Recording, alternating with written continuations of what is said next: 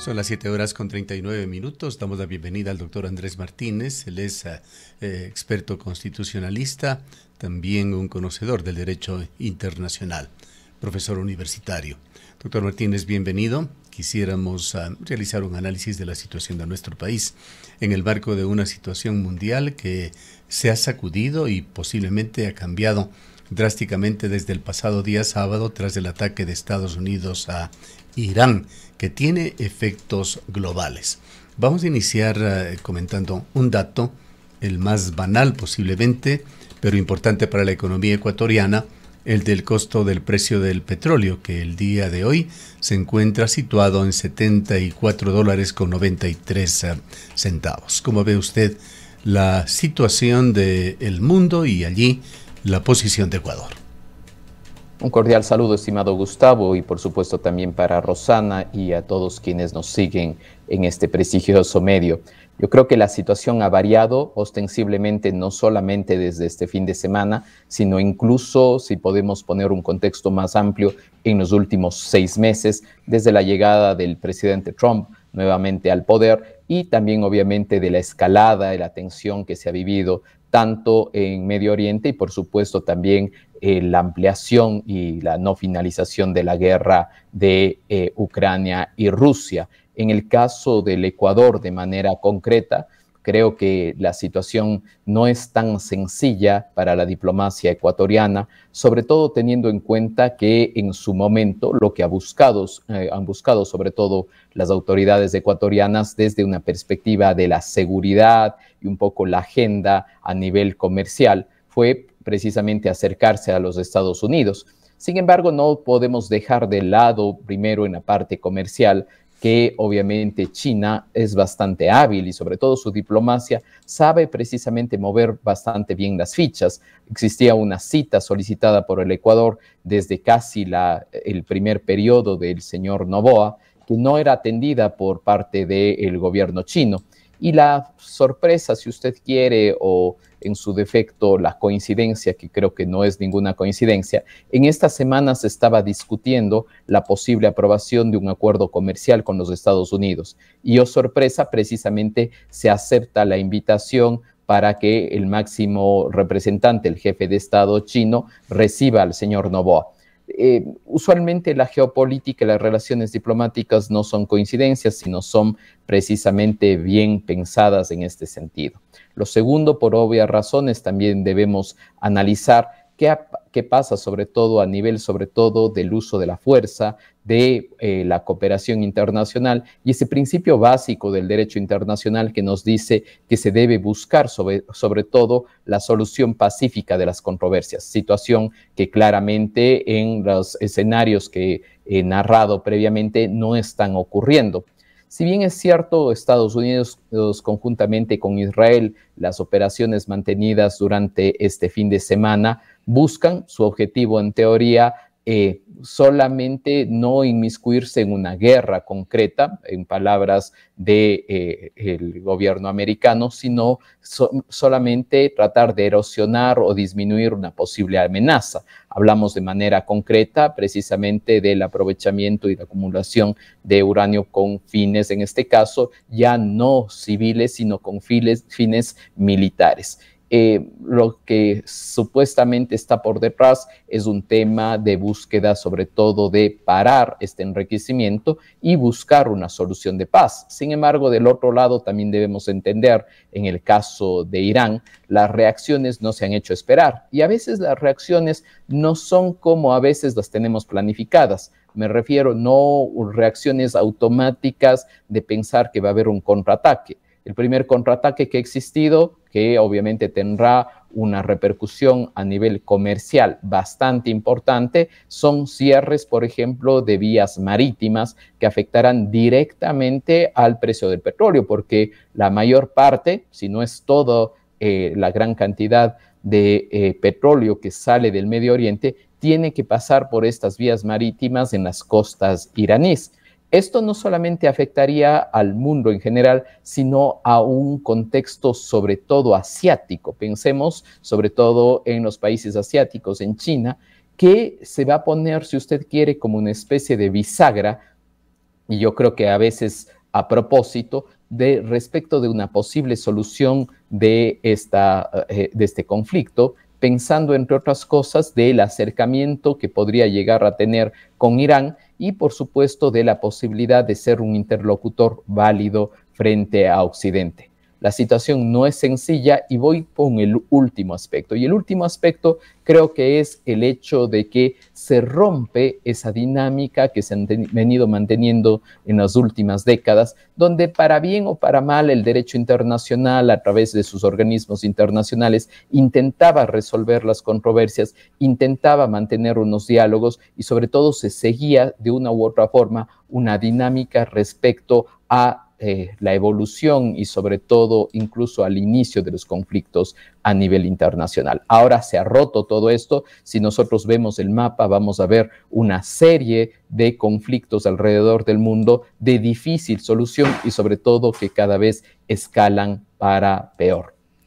Doctor Martínez, muy buenos días. En todo este contexto, quizás sería importante revisar cuáles podrían ser los efectos inmediatos para nuestra región. A veces vemos las noticias internacionales y nos parece que este conflicto está lejos de nuestra América del Sur, de nuestro Ecuador, pero cuáles podrían ser los efectos que podríamos vivir acá en América del Sur, en América.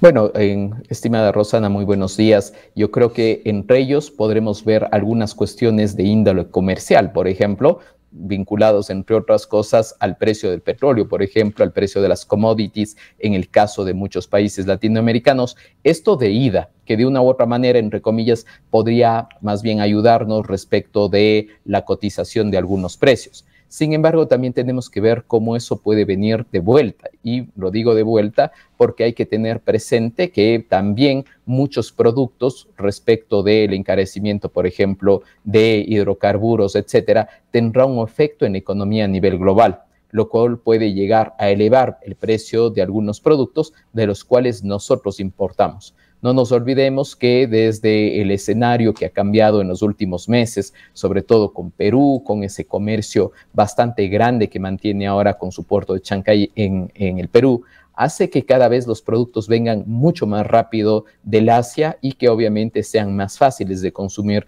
en la región de América Latina. Si esto se llega a producir respecto de un posible bloqueo de paso de hidrocarburos en la región de Irán y en las costas de Irán, esas vías marítimas podrían afectar de manera directa. Y por qué no decirlo también, la visita del primer mandatario ecuatoriano a China deberá llevar también una posición. Y la posición que más o menos busca mantener Ecuador es una posición más bien, si usted quiere, basada en el derecho internacional. A veces nos olvidamos del derecho internacional cuando no nos conviene y nos acordamos al pobre del derecho internacional después, pero basado en el hecho de buscar solución de las controversias, que se desescale más bien el conflicto y que se lleguen a soluciones. Creo que la solución del conflicto, en lugar de estar cerca de llegar, creo que va a ser un conflicto de mediano o largo plazo y sobre todo tener presente que la escalada puede venir no solo del ámbito comercial, sino por supuesto también deberíamos tener presente la posibilidad de una tercera vía que sean ataques a intereses, en este caso norteamericanos, alrededor del mundo. Uno de los mensajes claros que envía el gobierno de Estados Unidos a sus connacionales es el hecho de que aumenten los niveles de precaución porque se prevén ataques precisamente a intereses norteamericanos. Aquí no deja de existir una duda muy interesante porque, si usted quiere, desde la perspectiva un poquito más política de los actores políticos, han dicho que la misión llevada a cabo el fin de semana fue un éxito rotundo. Sin embargo, desde el punto de vista militar, más bien se toma con un poco más de cautela y se intenta verificar si efectivamente los objetivos que fueron planeados destruirlos se alcanzaron y sobre todo si desestabilizaron este proceso de enriquecimiento de uranio en Irán. ¿Qué papel puede jugar el estrecho de Hormuz, que es una de las primeras menciones que se hizo por parte de Irán tras el ataque? Entendemos que este estrecho que controla buena parte del tráfico comercial en el mundo y muy relacionado con petróleo, gas natural, es una ruta estratégica formalmente regulada por el derecho internacional. Irán tendría una influencia predominante en la ribera norte, Omán en la ribera sur, y potencias extranjeras se encuentran en la zona garantizando lo que indica el derecho internacional. Pero el derecho internacional de alguna manera se ha roto con todo lo que ha sucedido. ¿Qué es lo que puede pasar allí, sabiendo que una de las primeras medidas que tomó Irán fue proponer al Parlamento iraní una moción para cerrar este estrecho? ¿Qué es lo que puede suceder allí? Bueno, yo creo que efectivamente lo que se busca en ocasiones es no solamente tener una guerra desde una perspectiva militar, desde una perspectiva bélica, sino también una guerra comercial. Y esta guerra comercial sería una presión sobre todo a los países, primero de la región, y después los destinatarios de esos productos de hidrocarburos y derivados que deben llegar. Me refiero a Europa, me refiero a Asia.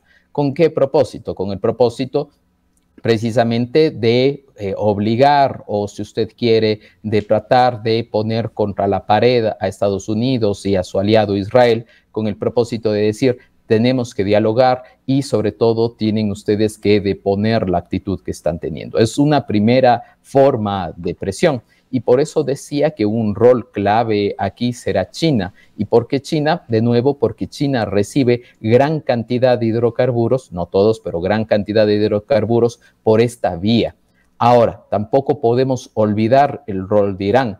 A veces desde este otro lado del charco y sobre todo desde una posición, no sé, desde el sur global, a veces no nos damos cuenta de la repercusión que tiene primero Irán como región, dentro de la región, después Irán desde un punto de vista económico, comercial y por supuesto también desde una perspectiva también de aliado en la región. El hecho de atacar a Irán no solamente es una afrenta contra el país, sino es una afrenta respecto a una posición a nivel islámica. No nos olvidemos que el día viernes estuvieron reunidos los países de la Conferencia Islámica en Turquía y decían, entre otras cosas, que ellos advertían que no estarían de acuerdo con un ataque de los Estados Unidos ni de Israel a las instalaciones de Irán, porque se entendería más o menos como un ataque a todos.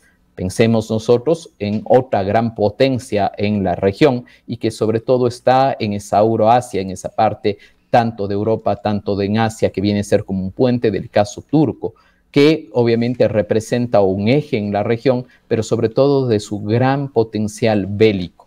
Esto podría ser una escalada complicada. En ocasiones anteriores, Turquía, el año pasado, ha jugado un rol determinante, creo yo, sobre todo para buscar ser un puente más bien en mejorar las relaciones, por ejemplo, dentro de la guerra, de la agresión que sufre Ucrania por parte de Rusia. Pero claro, si cada vez ve más en riesgo su situación, podría, en este caso, aliarse ya sea con Irán o buscar una actitud no tan amistosa tanto con Israel y los Estados Unidos. ¿Qué quiere decir esto? Que en lugar de disminuir y buscarse un proceso de paz rápido, acelerado, esto más bien puede cada vez escalar. Y cuando un conflicto escala, las dimensiones son inmensas y sobre todo muy difíciles de medir porque obviamente las repercusiones comerciales, financieras y por supuesto también humanitarias podrían ser dantescas. Quisiera preguntarle también sobre otro aspecto que cercanamente podría tocar a Ecuador. El día viernes en la noche conversábamos con el sociólogo Mario Hunda y él tenía su lectura sobre este proceso que se está siguiendo en Ecuador, que ha aprobado a nivel parlamentario la instalación de tropas extranjeras en el país, pero que tiene que pasar por una consulta popular. Mario Hunda veía con preocupación que esto podría más bien tergiversarse o degenerar hacia un facilitismo por parte del gobierno ecuatoriano para que Estados Unidos pueda aprovechar para un geoposicionamiento, considerando una base o dos bases, decía él, en Ecuador. ¿Cómo ve usted ese tema? Bueno, yo creo que hay que tener en cuenta dos aspectos. Primero, ¿dónde estamos? Y el segundo, ¿cuáles serían las posibles repercusiones? ¿Dónde estamos? Tuvimos una aprobación por parte del Parlamento, porque obviamente es un proceso de reforma parcial de la Constitución, así lo dijo la Corte Constitucional, y este momento está en cancha, llamemos así, de la Corte Constitucional, que va ya no a revisar la forma, porque ya lo revisó al inicio, sino va a revisar el fondo, es decir, si la reforma y la posible pregunta para el referéndum es correcta o no. Una vez que tengamos esos resultados, solo ahí sabremos si se nos convoca o no a las urnas. Si se convoca a las urnas, yo creo que el resultado previsiblemente será una aprobación, porque de una u otra manera, una de las grandes preocupaciones que tienen los ecuatorianos son temas relativos a la seguridad, y una posible campaña que se podría dar respecto de ese referéndum vendría atada a esa situación, sobre todo porque muchas personas que están de acuerdo con esta posición tratan de hacer una comparativa y dicen, mientras estuvo la base de Manta, abro comillas, no habían mayores problemas a nivel de narcotráfico, más bien se lo combatía. Con la salida de la base de Manta del 2009 comienza una escalada. Ahora, ¿cuáles podrían ser las posibles repercusiones en un escenario actual? En un escenario actual creo que hay que tener presente quién está en el poder en Estados Unidos. El señor Trump llega, obviamente, con el Partido Republicano, pero llega bajo una intención de poner a América primero. Es su movimiento MAGA de Make America Great Again, hacer de América grande nuevamente. Busca, entre otras cosas, primero privilegiar la parte interna antes que la expansión a nivel internacional. Solamente, perdóneme la digresión, pero parte de este movimiento MAGA está en contra, por ejemplo, del ataque a Irán, porque dicen, no tenemos que continuar haciendo política exterior a través de las armas fuera. Pero en el supuesto caso del Ecuador y con las bases, no hay un interés legítimo y real manifiesto por parte de los Estados Unidos para una posible instalación de bases militares. Ahora, también pensemos en una situación que también es real y que obviamente debe estar dentro del debate. ¿Es acaso el conflicto que se vive, sobre todo del tráfico de drogas, que obviamente ha tomado al Ecuador, sobre todo a partir de sus puertos, un problema interno o es un problema transnacional? Si se entiende como un problema transnacional, la búsqueda de soluciones debería verse a nivel de la región, más allá precisamente de posibles efectos que se podrían tener a nivel de la región, sobre todo de, obviamente, unos intereses geopolíticos que podría tener un país u otro. Usualmente solamente tratamos de ver a veces la posición de Estados Unidos, pero no pensamos también en estrategias que podrían verse, no sé, desde el punto de vista a nivel, por ejemplo, regional con Brasil. No pensamos que podría hacerse en una situación de una posible colaboración con países de la Unión Europea, o incluso también viendo un poco más allá, dependiendo del gobierno de turno que esté en ese momento, de pronto también situaciones vinculadas con otros ejércitos, por ejemplo, presencia china, presencia rusa, etcétera. Pero más allá de eso, obviamente lo que se busca, y hay una crítica por parte de un sector, una crítica legítima, pero que por supuesto debe estar abierta al debate, es si este tipo de situaciones lesionan o no la soberanía. Desde una perspectiva clásica de la soberanía, de esa capacidad para autogobernarse, de la capacidad de que no se inmiscuyan otros estados en asuntos internos, podríamos decirlo sí, pero ese concepto clásico de soberanía ha cambiado, ha variado ostensiblemente en el siglo XXI y vemos unos países que cooperan mucho más y que tratan de buscar más bien el concepto de independencia más de soberanía. En cuanto a lo que sucede ya aquí políticamente en Ecuador, ¿cómo ve usted la situación cuando la Asamblea Nacional va cosechando críticas cuando era oposición?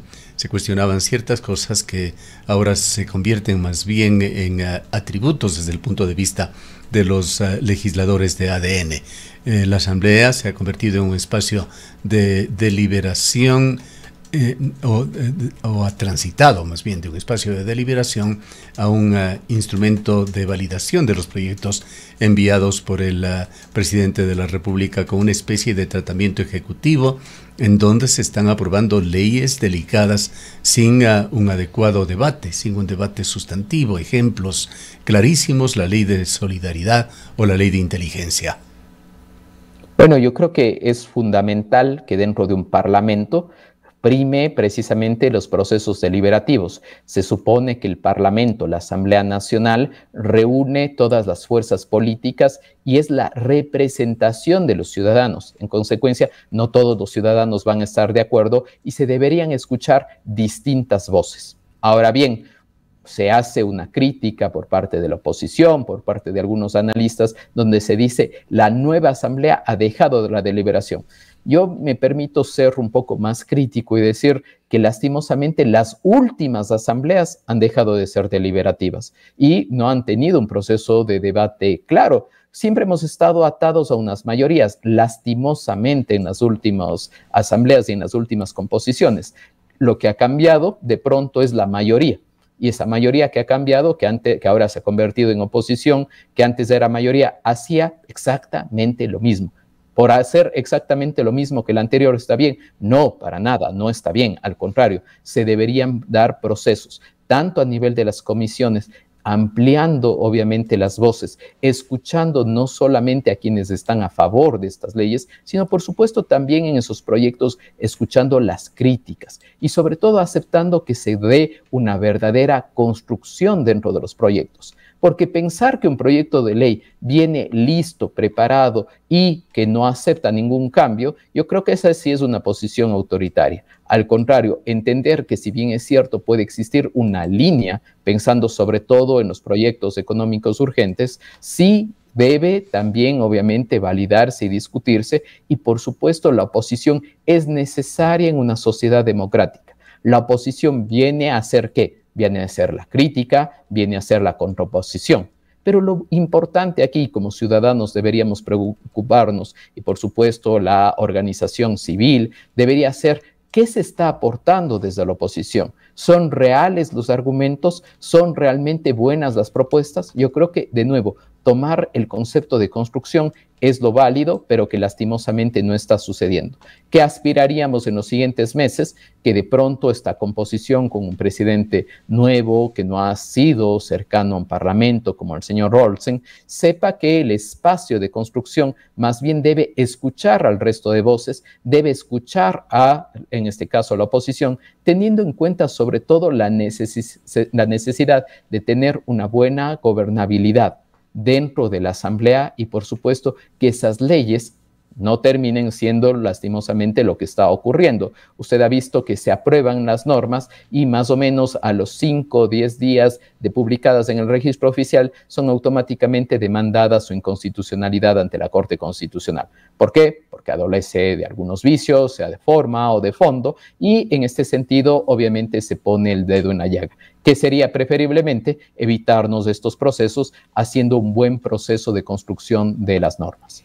Ahora, doctor Martínez, de esto hablando de la Asamblea Nacional, pero quizás trasladando las posibilidades de debate al Consejo Cantonal, a otros cuerpos colegiales, en este caso el Consejo Cantonal de Cuenca. Muy probablemente usted ha seguido lo que ha pasado también con la controversia en torno a las ordenanzas. Una de ellas ha sido ya derogada con una mayoría al interior del Consejo Cantonal. ¿Qué opinión le merece a usted esta otra situación? En este caso, derogar normas jurídicas. Ahora hay un plazo de 180 días para construir desde cero un nuevo proyecto.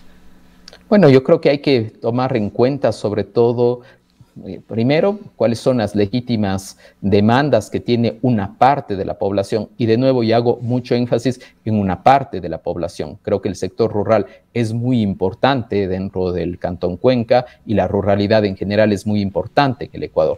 Esto no quiere decir automáticamente que se tengan que derogar las normas o, en su defecto, tomar decisiones que a veces son jurídico-políticas solamente por el interés de un grupo en particular.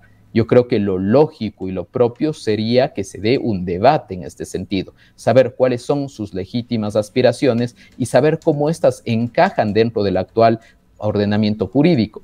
Yo estoy seguro que la mayor parte de personas que protestan del sector rural saben obviamente de 2 o 3 artículos que en teoría les podrían estar afectando. pero buscar automáticamente una derogatoria total de las normas y ponerle un poco entre la espada y la pared al Consejo Cantonal para que si no lo hace se tomen medidas de hecho, creo que no es una posición muy participativa en este caso, ni tampoco muy democrática por parte de, en este caso, la comunidad rural. Que dicho sea de paso, y también no hay que tapar el sol con un dedo, existen algunos actores políticos de la ruralidad que tienen una agenda claramente marcada, tanto para buscar un respaldo en las siguientes elecciones y por supuesto también mostrarse ante los medios de comunicación, ante la ciudadanía en general. ¿Qué se debería hacer? Yo creo que por cuerda separada, esto totalmente independiente, sí creo que se debería mejorar los sistemas de participación dentro de los procesos de construcción de las normas a nivel local, por supuesto, pero esto más allá de lo que puede llegar a pasar respecto de estas normas relativas a gestión y uso del suelo, ordenamiento territorial, etcétera, porque estamos hablando de temas delicados. Pensar que automáticamente se tiene que derogar todo, yo creo que no es tan, si usted quiere, técnico y no es una construcción tan democrática y más bien se debería ir pensando sobre el fondo respecto de las reformas que se podrían hacer. Sin embargo, a veces los discursos políticos van mucho más vinculados al tumba todo, rompe todo y construyamos todo de nuevo.